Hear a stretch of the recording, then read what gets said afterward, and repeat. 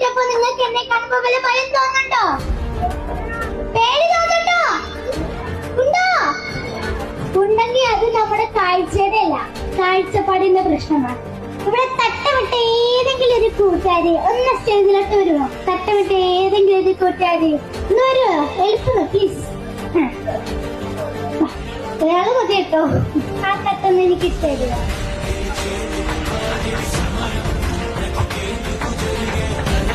ഞാൻ ഈ തട്ടിട്ടപ്പോ നിങ്ങൾക്ക് എന്നെ കാണുമ്പോ വല്ല ഭയം തോന്നുന്നുണ്ടോ? പേടി തോന്നുന്നുണ്ടോ?